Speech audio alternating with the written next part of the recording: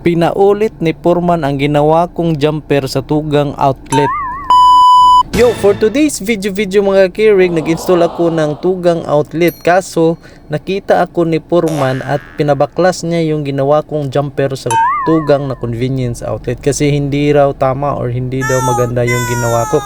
Kaya tinanong ko si Foreman, mali ba yan yung connection ko? Sabi ni Foreman, tama naman yung connection mo, kaso masyadong mahaba yung extra or bend na ginawa mo sa jumper. At kapag maraming dadaan or splicing yung gagawin mo sa utility box mo, sisikip yan at mahirapan ka nang i-install yung outlet mo. Kaya sinagot ko si Foreman, ganituhin ko, i-X ko, i-bend ko sila ganitong Sabi naman Foreman, possible na magkaroon yan ng short circuit kasi kapag kunwari loaded or magka-loose contact niyan tapos i-X mo, mag-melt yung wire or yung insulation, so maaaring magka-short yan, magka-problema yan.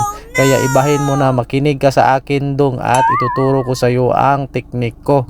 Nang itinuro na ni Foreman ang kanyang technique sa pag-install ng jumper sa tugang outlet, so sinunod ko na. Sabi niya, kumuha daw ako ng wire, tapos yung wire, yung dulo ng wire isukat ko doon sa kabilang dulo ng outlet at doon ko putulan at balatan ko daw yung dulo, bawat dulo niyan. So kaya binalatan ko na, pagkatapos ay sukatin ko daw yung butas na paglagyan ng wire, tapos doon ko i-bend yung wire para tumugma sa butas na dalawa. Kaya binend ko siya gamit ng pliers, gaya ng pagkapakita ni Foreman sa akin kung paano niya binend yung dulo ng wire, yung dalawa. So sinukat ko ulit sakto yung pagka-bend ko sa dalawang butas na paglalagyan ko ng jumper. At may isang paalala si Foreman sa dulo ng wire na binalatan, wag daw i-twist itong binalatan ko kasi mahirapan daw tayo na ipasok kapag i-twist. So ganyan lang daw ipasok gamit ang ating kamay. So kapag i-push natin, yan, i-push mo lang daw.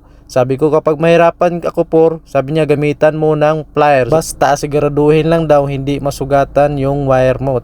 Ginaya ko na rin yung habit ni Foreman na pukpukin yung wire after para siguro talaga. Tapos subukan mo talagang pihitin or bunutin para sure na hindi na matanggal yung wire natin na ginamper. So sa pangalawa ganun din daw, sabi ni Foreman, kailangan lang daw nasukatin para maganda yung resulta. At yun nga, sabi ni Foreman, hindi dapat i-twist yung dulo ng wire kasi sa kanya yan nasukat 3.5 or number 12 na wire para sa convenience outlet. So kapag i-twist daw yan, maaaring mahirapan ka sa pagpasok at posibleng magka-loose contact pag ganun. Kaya nung natutunan ko na yung technique ni Foreman, so medyo nasiyahan ako mga ka-K-Rig, no, kasi parang maganda talaga siya kaysa sa una kong ginawa. Yung medyo mahaba yung extra na bending ng aking jumper. Hindi pa masyadong maganda o perfect yung pagkagawa ko pag bending mga ka-K-Rig, pero at least meron akong natutunan konti.